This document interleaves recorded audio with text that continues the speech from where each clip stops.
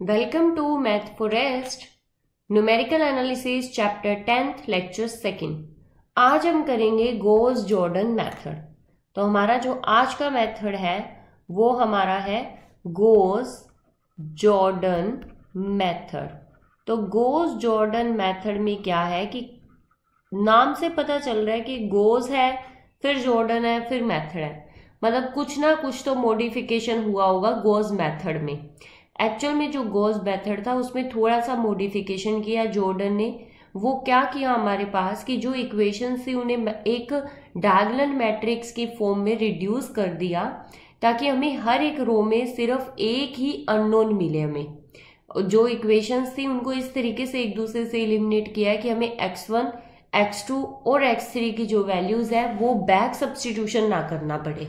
इस तरीके से उन्होंने हमें फॉर्मूला दिया है। तो कुछ हद तक वो गॉस एलिमिनेशन मेथड तक है और वहां से चेंज हो जाएगा। जहां गॉस एलिमिनेशन मेथड में हम बैक सब्स्टिट्यूशन करते हैं वहां से जॉर्डन मेथड अपना नया काम करेगा। तो आज देखिए कैसे करते हैं हम गॉस जॉर्डन मेथड को। गॉस जॉर्डन मेथड काफी इजी मेथड है। सबसे पहले हम कंसीडर कर लेते हैं इक्वेशन को। Consider the equations. मैंने इक्वेशन कंसीडर कर दी a11 x1, a12 x2, a13 x3 is equal to b1, a21 x1, a22 x2 plus a23 x3 is equal to b2, a31 x1, a32 x2 and a33 x3 is equal to b3। मैंने equation 1, 2, 3 नाम दे दिया इनको। सबसे पहले मुझे काम करना है, एलिमिनेट करना है, eliminate x1 from equation first and second. First और सेकंड से एलिमिनेट करना है। किस तरीके से एलिमिनेट करना है कि मुझे या तो ये वाला कोफिशिएंट इसके जैसा बनाना है सेकंड जैसा, या सेकंड का कोफिशिएंट फर्स्ट जैसा बनाना है। इसमें कोई हार्ड एंड फास्ट रूल नहीं है गॉस एलिमिनेशन मेथड की तरह कि यही फैक्टर निकालना है R1 वही मल्टीप्लाई करना है। आप इन दोनों में से किसी को भी एक दूसरे के सेम बना के और माइनस कर सकते हो। तो हम फर्स्ट इक्वेशन को सेकंड के जैसा बनाते हैं।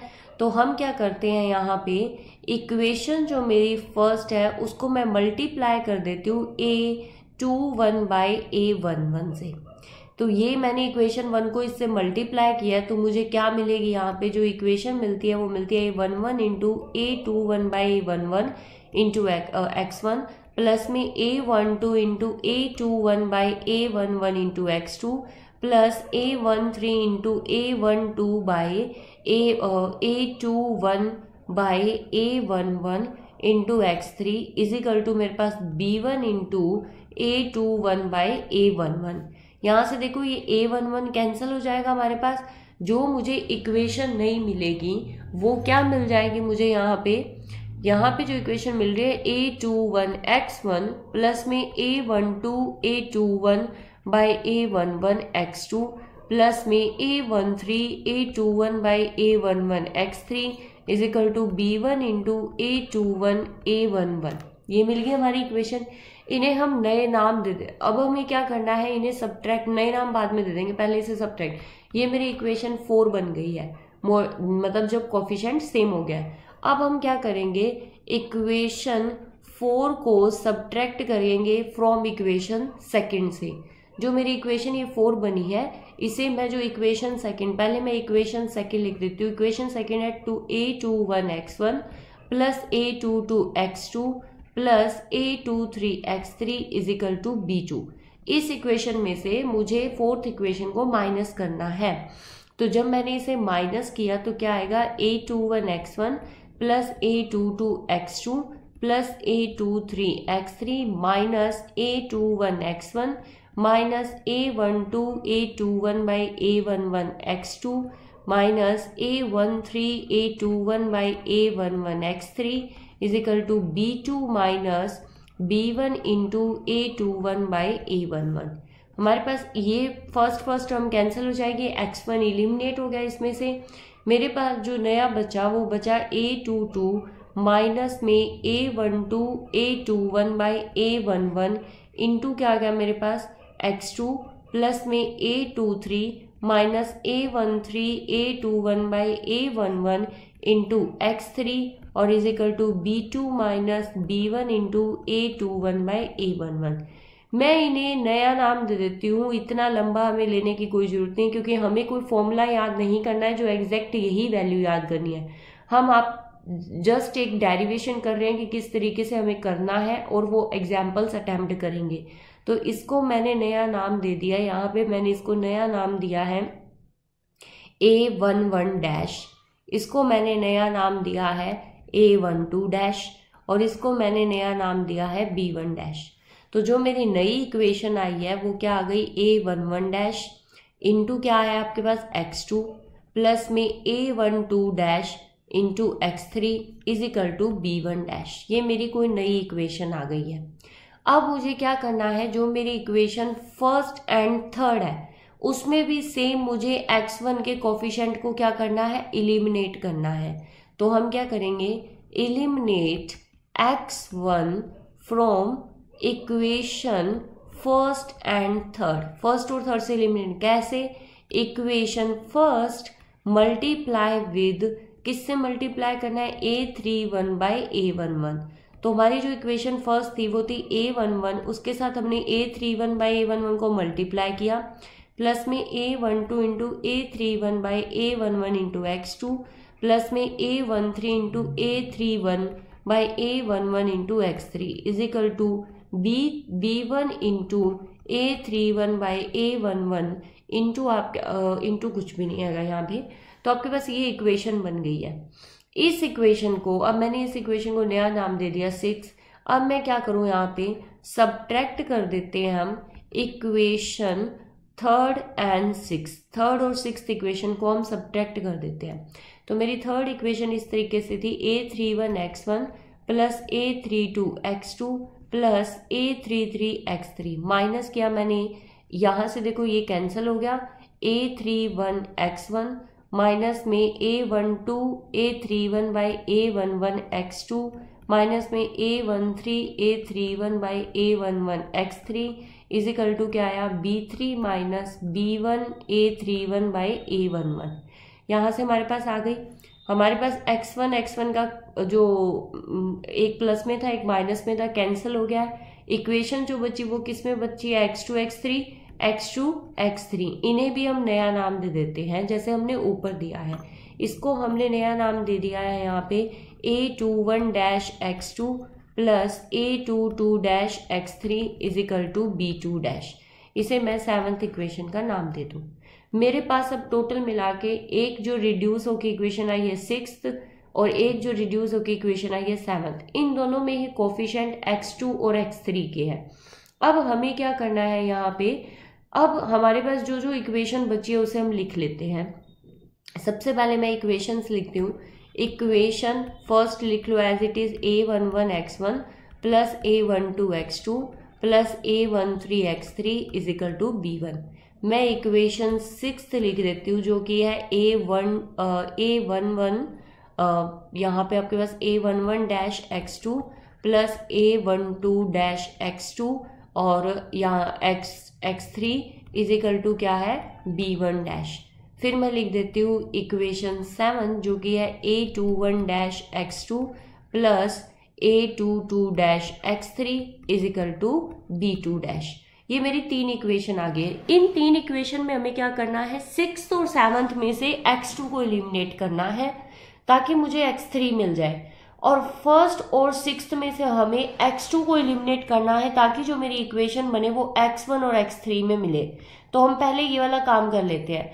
इक्वेशन फर्स्ट में से और इक्वेशन 6th में से x2 का जो कोफिशिएंट है उसे एलिमिनेट करना है। तो एलिमिनेट करने के लिए मुझे क्या करना पड़ेगा, यहाँ पे इक्वेशन 6 है उसे मैं मल्टीप्लाई कर दूं, किसके साथ मल्टीप्लाई कर दूं, यहाँ पे A12 इंटू हमारे पास A12 बाई A11 डैश से मल्टीप्लाई कर दूं मैं इक्वेशन 6 को। तो मुझे क्या मिलेगा यहाँ पे, A11 dash into A12 by A11 dash into x2 plus में A12 dash into A12 by A11 dash into x3 is equal to B1 dash into A12 by A11 dash. तो हमारे पास ये देखो कैंसिल हो गया यहाँ से, और मुझे ये जो कॉफिशिएंट है ये सेम मिल गया। अब मुझे क्या करना है, सब्ट्रैक्ट करना है। सब्ट्रैक्ट किसको किस में से, सब्ट्रैक्ट इक्वेशन जो हमारी आई थी इक्वेशन फर्स्ट एंड इक्वेशन जो मेरी ये आई है मल्टीप्लाई करने के बाद, इस इक्वेशन को हमें क्या करना है, सब्ट्रैक्ट करना है।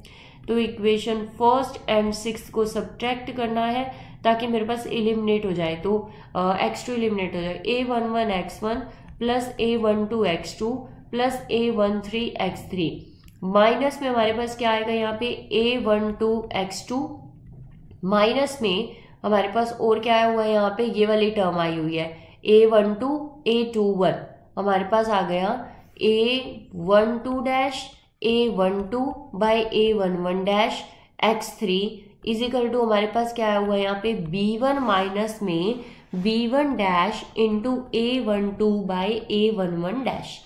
यहाँ पे देखो ये बिल्कुल सेम है, कैंसल आउट हो गया है। मुझे जो नई इक्वेशन x3 में थोड़ा मॉडिफिकेशन हुआ है, कांस्टेंट में मॉडिफिकेशन हुआ है, ये एज इट इज है। तो a11 dash x1 as it is है माइनस अब प्लस में x3 अगर मैं कॉमन लेती हूँ तो मैं इसे कुछ नया नाम देने की कोशिश करते हैं हम, ताकि जो मुझे इक्वेशन है वो थोड़ी सी डिफरेंट मिल जाए, कि हमें जो इक्वेशन मिली थी वो हमें मिल रही है x1 में और x3 में। तो हम इस इक्वेशन को नया नाम दे देते हैं। तो मैंने इस इक्वेशन को नया नाम दे दिया है, इसका मैंने डबल डैश लगा दिया है, a double dash into x3 is equal to b double dash. तो हमें ये इक्वेशन मिल गई है, इस इक्वेशन का नाम है 8th इक्वेशन। अब मैं सारी इक्वेशन लिख लेती हूँ जो कि मुझे जरूरत है।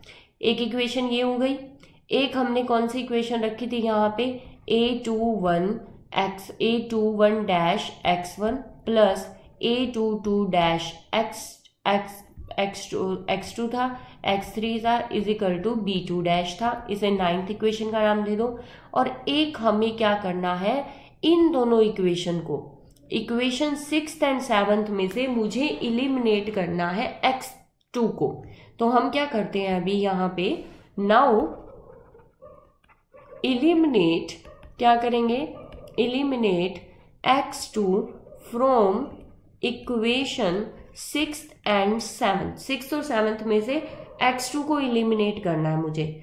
तो सबसे पहले मैं 6th और 7th इक्वेशन लिख लेते हैं हम यहाँ पे। 6th इक्वेशन थी a11 dash x1 x2 plus a12 dash x3 is equal to b1 dash, a21 dash x2 plus a22 dash x3 is equal to b2 dash. जब मैंने ये एक दूसरे के साथ मल्टीप्लाई, मतलब कि मैं इक्वेशन, ये मेरी 6 थी और ये मेरी इक्वेशन 7 थी, मैं मल्टीप्लाई करूँ इक्वेशन 6 के साथ क्या मल्टीप्लाई करूँ मैं, 21 dash by a11 dash multiply करूँ। तो मुझे क्या मिलेगा यहाँ पे a11 dash into a21 dash by a11 dash, जो कि ये कैंसिल हो जाएगा x2 प्लस में a12 dash into a21 dash by a11 dash into x3 is equal to b1 dash into a21 dash by a11 dash. तो मेरे पास क्या आई, नई जो इक्वेशन आई है वो आई है a21 डैश x2 प्लस में यहाँ पे ये कुछ और कोफिशिएंट आ गया, इसको हम नया नाम दे देते हैं यहाँ पे कुछ भी नया a22 double dash x3 is equal to b2 double dash. अब हमें क्या करना है, इस इक्वेशन को जो आपकी 10th इक्वेशन आई है इसे हम सब्ट्रैक्ट कर देते हैं। सब्ट्रैक्ट इक्वेशन कौन सी को, 7th माइनस 10th। तो हमारे पास क्या आ जाएगा यहाँ पे, फर्स्ट इलिमिनेट हो जाएगा, बचा क्या a22 dash minus a22 double dash into x3 is equal to b2 dash minus में b2 डबल डैश। तो x3 की वैल्यू कितनी आ गई, b2 dash minus b2 double dash divide by a22 dash minus a22 double dash. यहाँ पे हमारे पास इस equation का नाम दे दो 11th इक्वेशन। अब मुझे जो जो इक्वेशन चाहिए वो हम लिख देते हैं सारी इक्वेशन। सबसे पहले हमें जो इक्वेशन चाहिए थी वो थी यहाँ पे 8th इक्वेशन, जो कि a11 x1 plus a double dash x3, a11 x1 plus में आपके पास क्या थी a double dash x3 is equal to b double dash था। अब सेकंड जो मुझे इक्वेशन चाहिए थी वो चाहिए थी a21 dash x2 a22 dash जो 9th इक्वेशन थी। तो हम 9th इक्वेशन लिख देते हैं a21 dash x2 plus a22 dash x3 is equal to हमारे पास कितना आ गया b2 डैश आ गया। अब मेरे पास जो एक इक्वेशन आई है जो बिल्कुल नई इक्वेशन आई है वो लिख लेते हैं हम यहाँ पे a22 माइनस में a22 डैश माइनस में a22 डबल डैश, ये वाली जो इक्वेशन है वो लिख लेते हैं और यहाँ पे क्या आ जाएगा into x3 is equal to b2 dash minus में b2 डबल डैश। ये आ गई हमारे पास इक्वेशन। अब इन इक्वेशन को हम नाम दे देते हैं 12th 13th और 14th।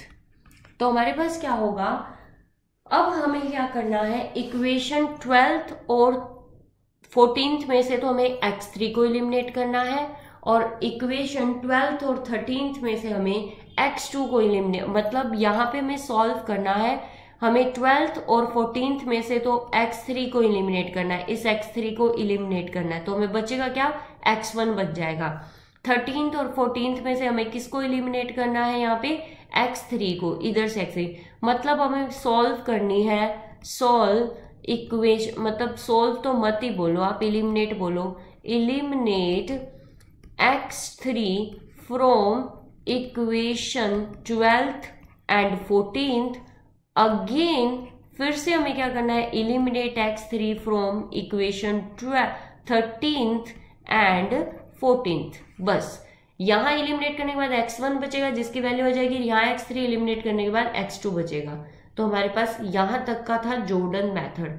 अब एग्जाम्पल्स करोगे तो आपको इतना लेंथी नहीं लगेगा, वैसे as compare to elimination method Jordan method में ज्यादा कैलकुलेशन है तो इसलिए थोड़ा सा लेंथी मेथड पड़ता है ये, उसमें बैक सब्स्टिट्यूशन में टाइम ज्यादा नहीं लगता है, इसमें इक्वेशन सॉल्व करने में थोड़ा सा टाइम ज्यादा लगता है, कैलकुलेशन भी बढ़ जाती है। तो हम एग्जाम्पल करते हैं। एग्जाम्पल हमारे पास क्या है, solve the following equation, solve the following equations by GJ method, मतलब गोज जॉर्डन मेथड।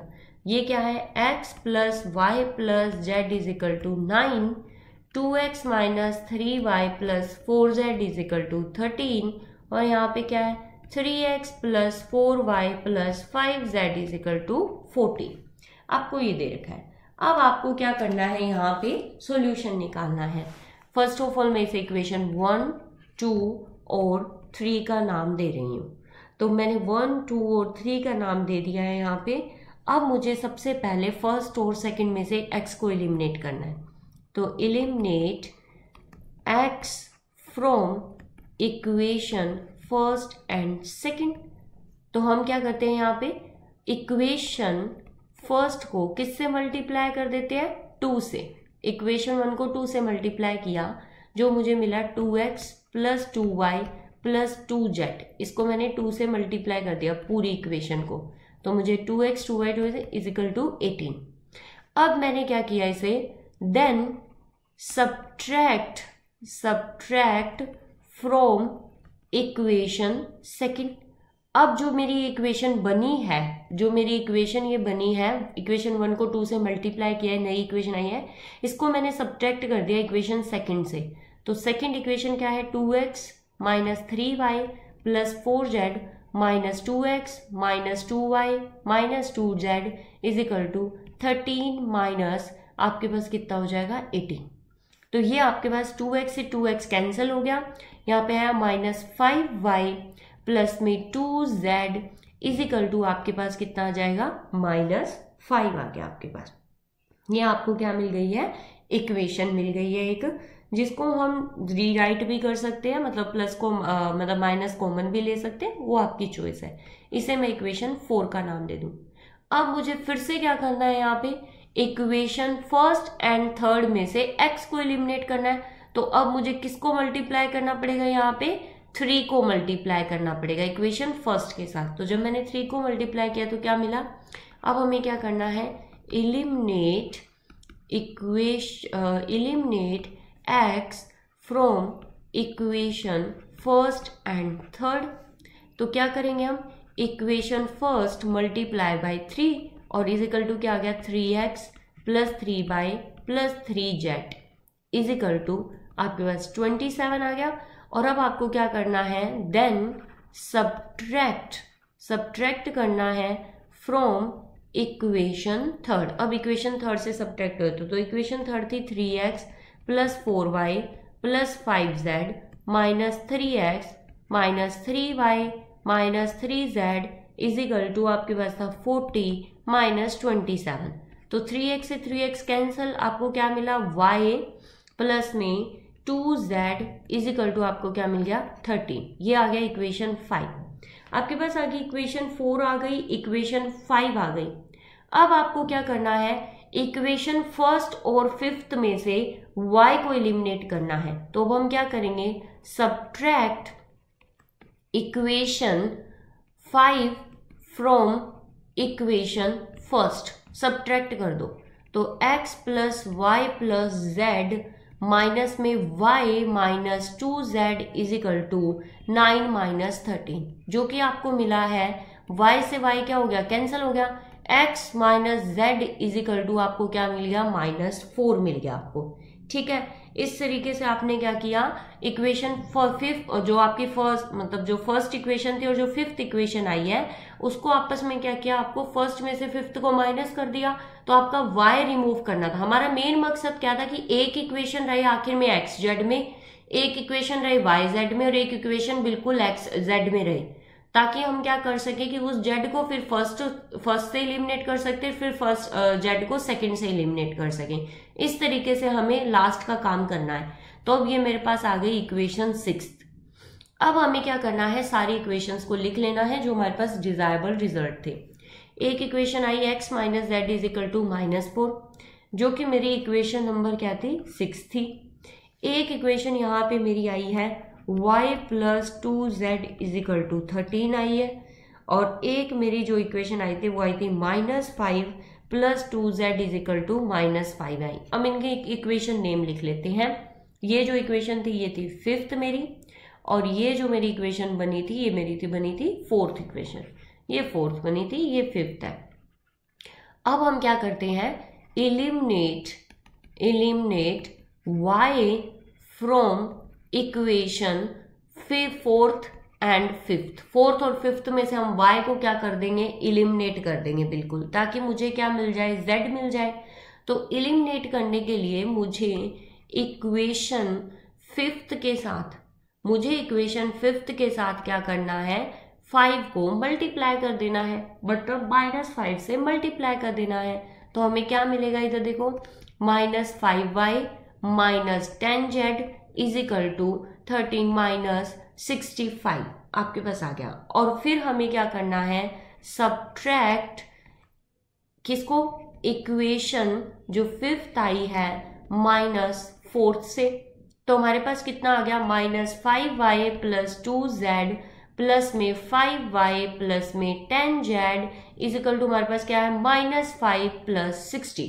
तो हमारे पास क्या हो गया, यहाँ पे 5y से 5y कैंसिल हो गया। आपको क्या मिला है यहाँ पे, 12z इज इक्वल टू आपको कितना मिल गया, 60। तो z इज इक्वल टू कितना आ गया, 5। z की वैल्यू मुझे 5 मिल गई है यहाँ पे। तो अब हमें इक्वेशन रीराइट करनी है, जिसमें हम यहाँ एक एक्स्ट्रा इक्वेशन लिख देते हैं कि z इज इक्वल टू 5। मेरी एक इक्वेशन ही आ गई। अब मुझे इस इक्वेशन को नाम देना है, जो कि मैंने 7th इक्वेशन दिया है। मुझे इक्वेशन 6 एंड इक्वेशन 7 में से z को रिमूव करना है। इक्वेशन 5th एंड इक्वेशन 7 से मुझे z को रिमूव करना है, ताकि मुझे किसकी वैल्यू मिल जाए, इक्वेशन 6 और 7 से तो मिल जाए मुझे x की वैल्यू, इक्वेशन 5th और 7 से मुझे मिल जाए y की वैल्यू। तो हम क्या करते हैं, ऐड कर देते हैं इक्वेशन 6 एंड 7 को।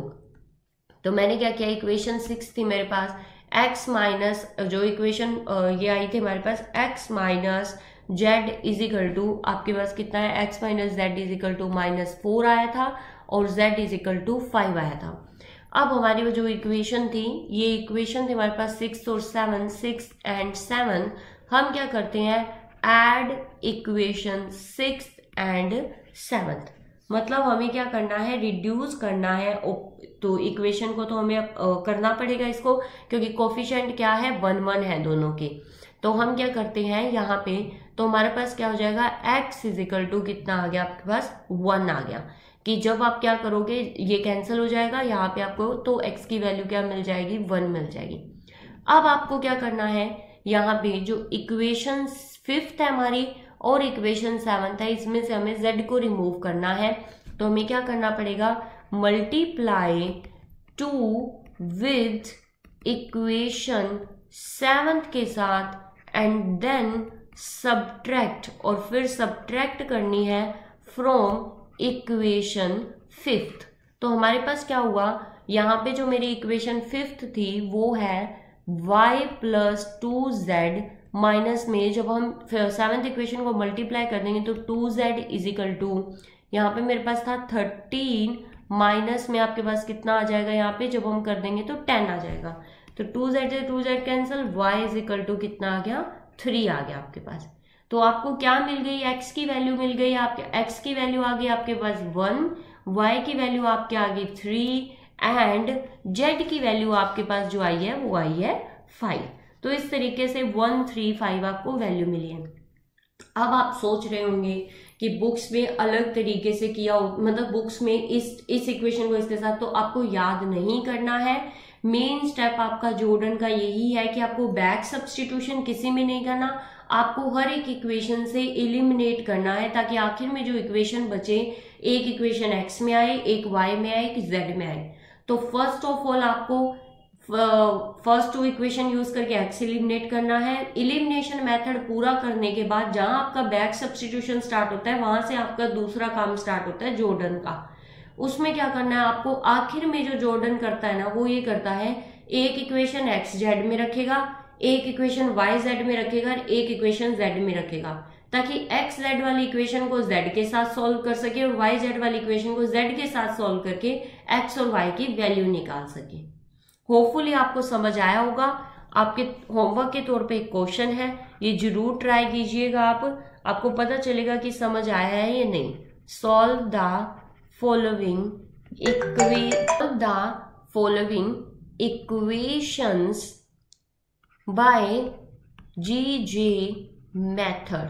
तो हमारे पास इक्वेशंस क्या है यहाँ पे, x plus y plus 2z is equal to 7, 4x plus 3y plus 2z is equal to 8 and 3x plus 2y plus 4z is equal to 30।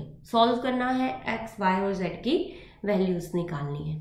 For notes, queries and PDF files of this video, join our Telegram channel, link in the description. Don't forget to like, share and subscribe the channel. Thank you.